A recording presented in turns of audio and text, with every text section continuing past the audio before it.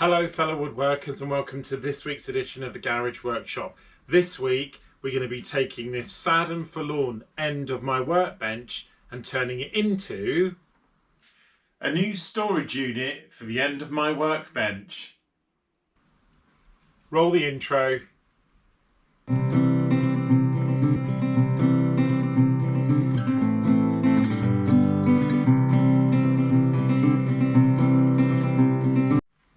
So, this week's project for the Garage Workshop is revisiting something that I have worked on before. I previously built a storage unit for the end of my workbench. I'll put a link to that up there. And after using it for a while, I found it was a bit too heavy, a bit too cumbersome, and a bit sort of almost too over-engineered for what I needed it to be. One of the things that I do want to do though is use the end of this workbench because it's quite dead space in the workshop, and also at the moment I'm unable to clamp anything to the end of the bench because this piece of worktop is flush with the edge of the unit. So I've come up with an idea that I would like to build a little sort of storage stacking system here. So I've got somewhere to put things like my wood glue and my wood brush and things like that, and perhaps even my pocket hole jig, just a few things like that which I regularly use just on the end. Now I've got an idea of how I would like this to be made. It's basically just going to be almost, imagine a sort of spice rack type design. So it's going to have different shelves, but one thing I am going to put on the bottom is a little pull-out drawer just for putting like little things in, like tape measures and things like that. So it's going to be a sort of utility drawer. So I have got a good idea in mind of what I would like it to look like, but I'm only going to use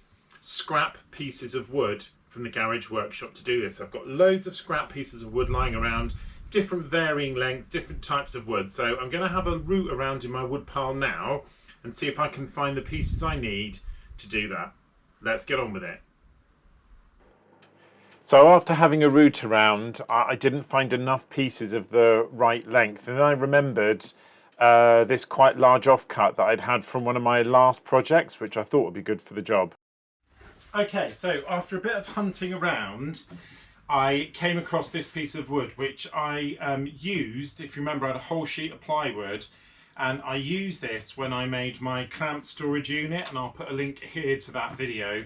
It's just been stored on the floor, sort of lying against the storage cabinets. One of the problems is it has become quite bowed in the middle, obviously just from the way that it's been lying. There's quite a bow in the middle, but on either end I've got a couple of really nice sections. So what space I would need here, or the amount of wood I would need, I'm only going to go from the bottom probably to just below the top. So worst case scenario, I'm going to need 70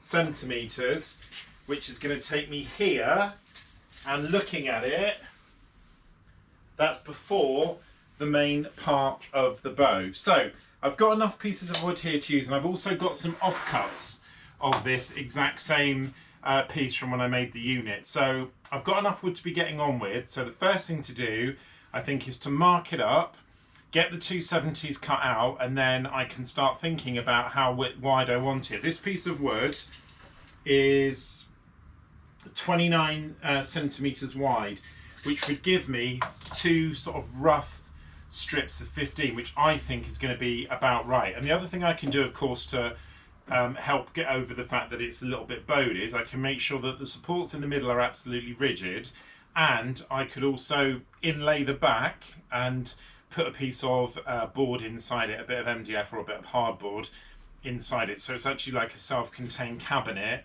without the door really. So that's what I'm going to do. First thing I'm going to do is cut this down. Let's get the 70 centimeter strip off, and then we'll see how flat it is. So I'm going to do that now. Just before I started cutting, I made some really accurate measurements. You remember what they say, measure twice, cut once, so I wanted to get it spot on. So I've just marked the 70 centimeter piece off that I need, and I have to say I can't see a lot of bow in it. The bow is mainly in that part of the wood, but what I'm going to do is I'm just going to trim that piece off and then I'm going to leave this piece overnight, probably with some weight on it, just to see if I can flatten it back down a bit, because the weather recently, although it's been quite warm and quite humid, we've had quite a lot of rain and there's been quite a bit of moisture in the air, and the fact that this was just not lying flat, it was sort of on its edge, wedged against the storage unit, probably hasn't helped. So I'm going to take that off first, and then the piece that's left over, I'm just going to leave it overnight and weight it down with some wood and see what we come back to in the morning. So time to get out my very, very favourite piece of kit, which is my Parkside plunge saw, and I'll just quickly whip that off. So let's do that now.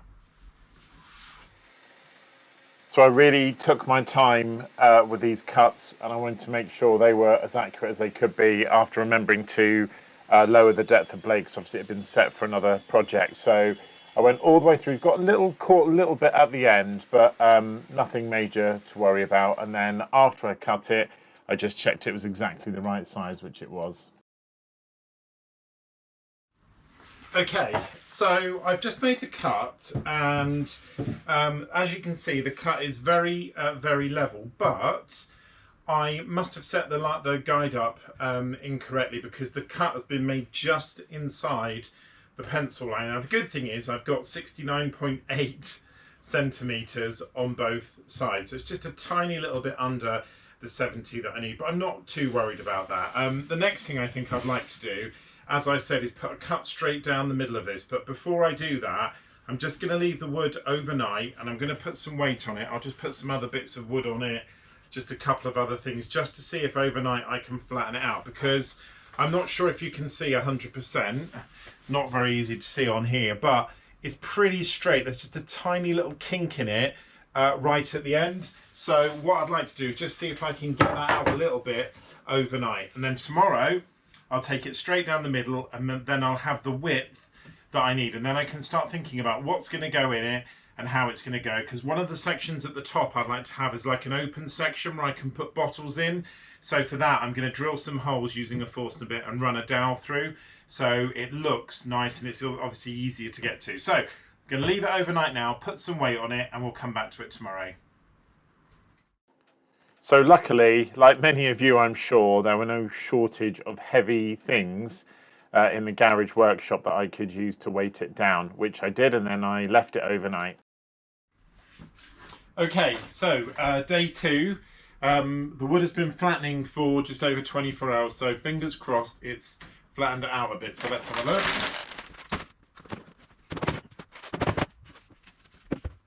Well, it looks flatter. And actually, I'm not sure if you can see that, but it is really taken a big part of the kink out. It's still a little bit in the middle. And if I put it that way up, actually, you know, that's not too bad. Quite impressed with that. So the next thing to do is to get the table saw up and then just run this through the middle. It's a little bit of a tear out on the edge there, but I'll wait until I've cut it in half. Remember, I'm going to go exactly halfway through here, and then we'll offer it up and see how it looks. So let's do that now.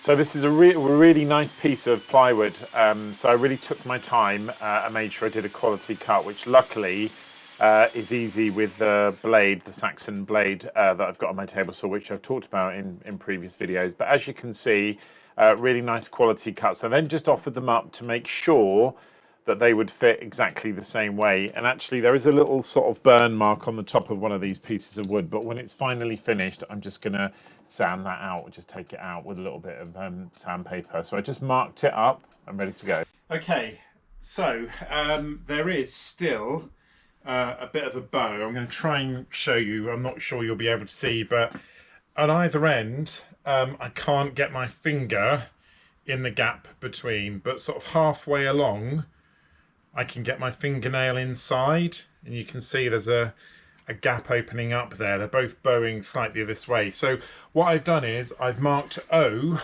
on the outside as a sort of opposite bit of the bow, so that when I tie it together, hopefully it'll pull it flat. So I've got the gap on the end here, the exact gap I've got, bearing in mind this end's a little bit chipped, I've got 58.8, and obviously These two together are going to be 36 or 3.6. So I've got a gap of about 55, I think. So what I'm going to do is just leave myself a little bit of wiggle room and keep it nice and even numbers. So the inside sections I'm going to cut are going to be 54 centimeters. Now, I had a look at my wood pile, and I have got quite a few pieces of 18mm ply like this, but the ones I looked at are like the hard ply, and they're a different colour, and this is actually soft ply. So it's really nice wood, this, I have to be honest. So what I'm going to do is get the sheet that I took these from up again, and I'm going to use that to cut the shelves. So I'm actually going to cut a piece at the top and the bottom.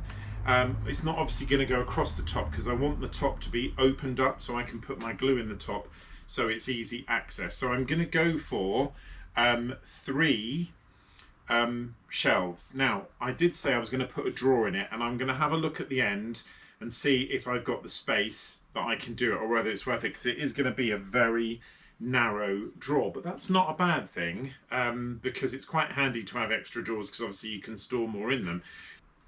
So the other thing is, to fix the shelves, I'm just going to go for really basic bog standard pocket holes, because I think they give a bit of rigidity, and they're nice and easy and hidden away from view. And I don't know if any of you listened to the podcast by Keith Rag'n'Bone Brown and Matt from Badger's Workshop, but in one of the recent podcasts they had a discussion about controversial opinions, and one of them was about pocket holes. And I think I might have mentioned this before, but I'm a big lover of pocket holes. I think pocket holes are brilliant, and my jig is the best thing that I've had. So I'm going to put some pocket holes. You won't be able to see them, and also I might just put a screw or two in from the side, because I also then might use my plug cutter depending on how brave I'm feeling. So the next thing is to cut, I'm going to say 3 shelves that are 54 centimeters wide. Now, the only other thing is just about the width of these, because obviously I want it to be the same,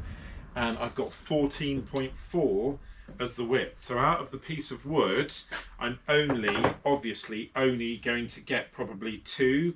So I might actually make 4 shelves and then just decide whether I'm going to use one or not. So it's back to the plunge saw, it's back to that other piece of wood, and let's cut the shelves.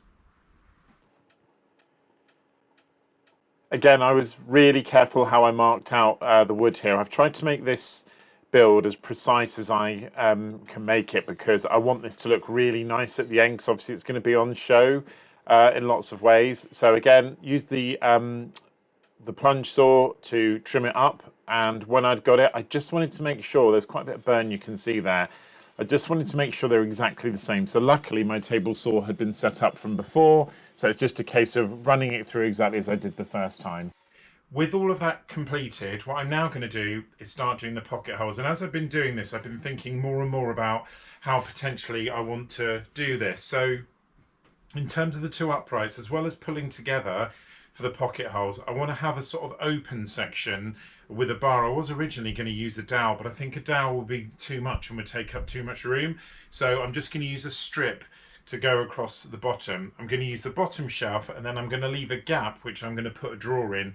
Whether I make that drawer now or not, I don't know, but I'm going to leave a gap big enough for a drawer. And actually these are quite substantial shelves. Potentially I could have used a thinner piece of wood, but to be honest with you, I want it all to look the same, and I want it to be sturdy enough that if I needed to, I could put some weight on it. So the next stage is to put pocket holes in these 4 pieces of wood, and then I can start hooking it together, just basic, and then offer it up. So the first one obviously is the bottom, and the other one is the top. Now, I'm going to judge where to put the shelves is really scientific. It's an incredibly complicated technique, which I'm just going to try for the first time. So how I'm going to decide is just by getting the biggest bottle that I know I'm going to put on it, and having that sit just below. Now, as you can see, that is taking up quite a lot of space, that top shelf, but this bottle of Titebond, which by the way is fantastic glue, is the biggest bottle that I've got. None of the other bottles are bigger, and actually I bought some other Titebond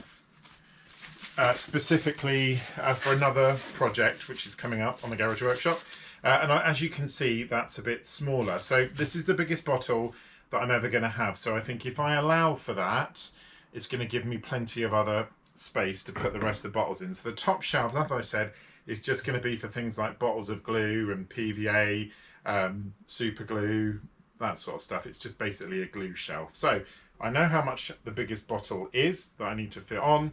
So I'll pocket hole the shelves and then I can start tying it together.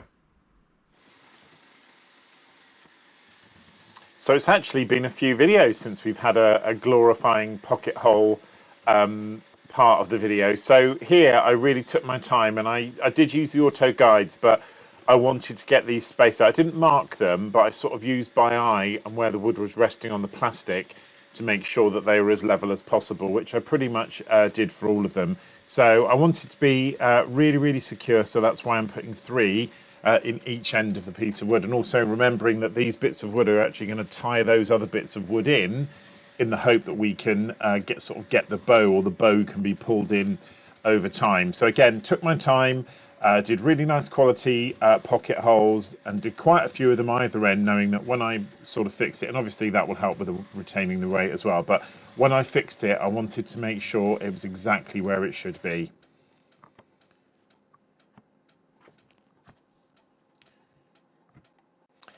When I had my 4 pieces, I then went to put the brace in. This piece of wood is a leftover one from a butcher's trolley from IKEA. Again, I'm not quite sure, I've mentioned this before, what this wood is, but it is incredibly dense. It's really strong wood, and it took quite a lot of welly to get the pocket hole drill through. So when that was done, I used the bottle, which, as I said earlier, was going to be the biggest thing. I just flattened the 2 pieces of wood. That's why that strip's at the bottom there.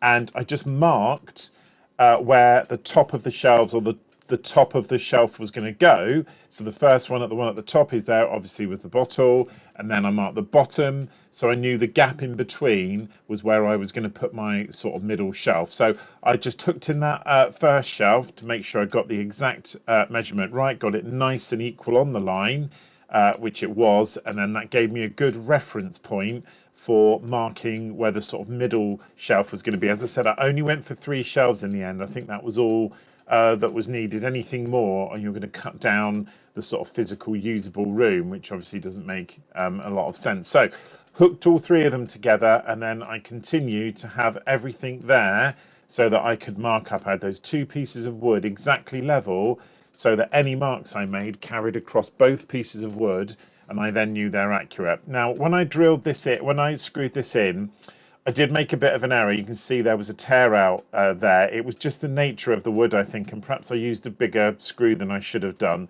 But because of the pocket holes going through that really solid wood, there was a bit of tear out. But it didn't impact anything, to be honest with you. As you can see, it's in nice and steady. It doesn't look great, but you're never going to see that anyway. And it's obviously got the holes from its previous use. So when I'd done that, tied in the bottom section, and then I was ready to rotate the whole unit over and match up the aligning holes on the marks that I've got on the piece of wood. So as you can, not sure if you can see it very clearly, but there are bits of, there are lines there marked for everyone to know exactly where it is. So when I'd hooked the bottom one in, which was the key bit, obviously, got that flush to either side, I could then sort of bend and twist the other bits, which I slightly had to do due to the bow in that wood, but I got them exactly on the line and they were exactly the same distance. Now, I could have cut a spacer here, I realised that, but actually I wanted to make sure that I was doing this properly and getting the markings and the sizings exactly right. So, hooked all 3 of those together, and when I'd put the pocket hole screws in, I just did a little check off camera just to make sure they hadn't pierced the wood at the bottom, which they hadn't done. And the last one was just hooking in that shelf, which actually was a little bit more complicated, but I'd learnt this time and I used much smaller screws just to make sure that I didn't get anything else split or get any more untoward bits of wood out that I don't need. Then I just took a minute to check all the shelves, make sure there were no tear out, and then I obviously offered up the bottles just to make sure I hadn't made a mistake with the measuring. When I'd done that, I just measured up so that I got an idea of roughly where I wanted to put the cleat system, which is what I went for in the end. Having thought a lot about it, I just thought a French cleat was the perfect way. So here I'm just sort of gently shifting it to get it in the right place. I left about a 5mm gap, I would say, either side. Believe it or not, I am moving it there. You can't really see it on the camera. So when that was done, it was time to measure and cut the French cleat. So what I did was I used the fourth shelf that I hadn't used because it already had pocket holes in it, and I lined it up very carefully. So I kept two of the pocket holes in one side of the wood and the other one was on the other side. Now, there was quite a bit of movement here because I was being super safe and using the push stick, and it kept sort of moving away. So I eventually got it cut, and it was actually a really good match. A little bit burnt on the cuts, but again, you're not going to see that. So the thinner piece there, I was going to hook onto the actual shelving unit, and you can see me doing that here now with a clamp. And then the sort of thicker piece was actually going to attach to the worktop, you know, the storage cart, so the worktop cart. So I had to hammer it, get it in a little bit, took a little bit of persuading, as you can see, to get that right, to get it rigid and to get it in the right place. But it was actually really flat and nice and level when I did it.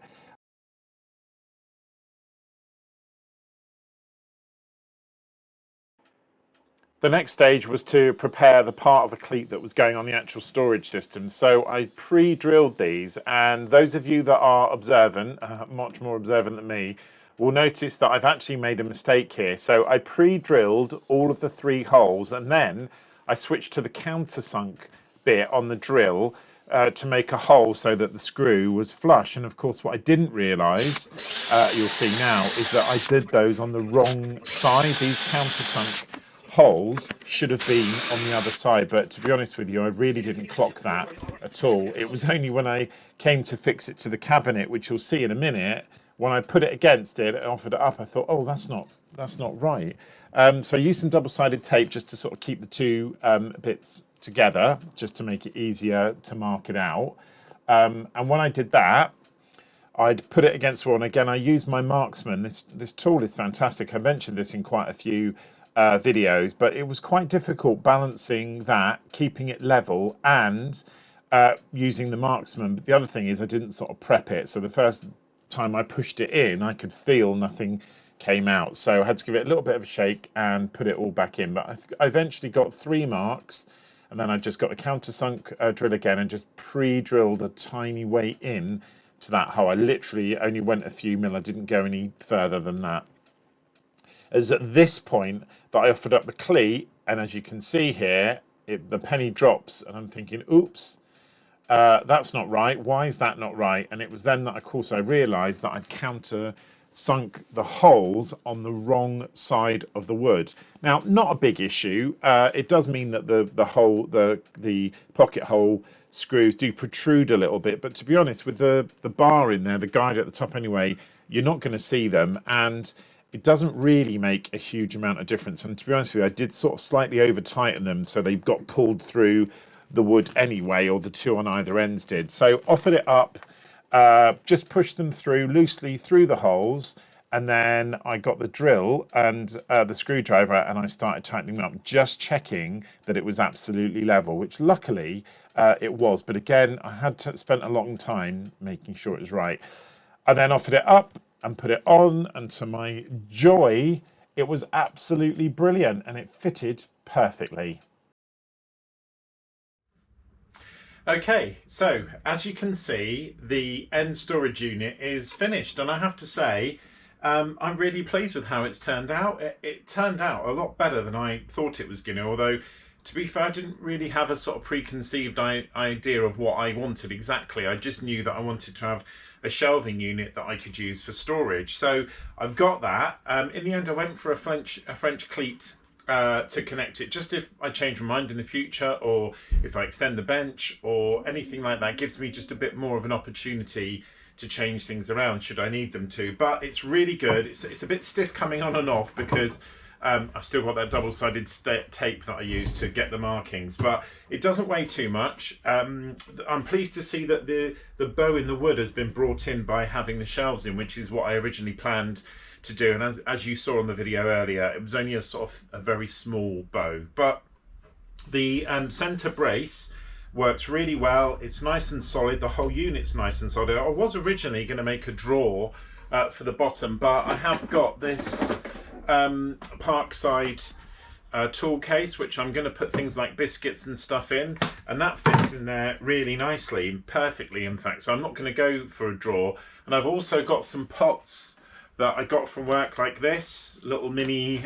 plastic containers, and they also fit in there rather nicely both ways as well. So I'm not going to put anything else on it. The only thing I do think I am going to do is I might just throw on some finish. Probably I might go for some yachting varnish, just to A, give the wood a little bit of a spark, and B, just to protect it, because it does get very damp in the garage workshop, and I wouldn't want the wood to get affected by that. And all my other pieces that I've built in here have all got some sort of finish on them, so that will be the last thing that I do. But really pleased. For quite a small project, I think it's going to be incredibly useful actually, and as I said, really like the way it's worked out. So I'd give it quite a high score. I'm probably going to give it a 7 or an 8 out of 10, which for me is pretty good. Thank you so much for watching this week's video. I hope you enjoyed it. I hope you got something from it. A massive thank you for all your ongoing support for the channel. When I started this, I never thought I would get to the stage where I've got over 400 subscribers, and I have.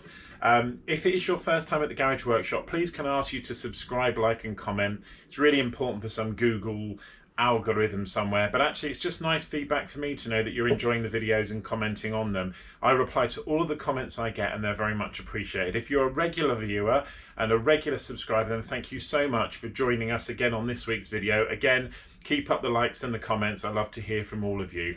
That's it for this week's project, and I hope you all have a fantastic week, and I'll catch you on the next video. Goodbye, fellow woodworkers.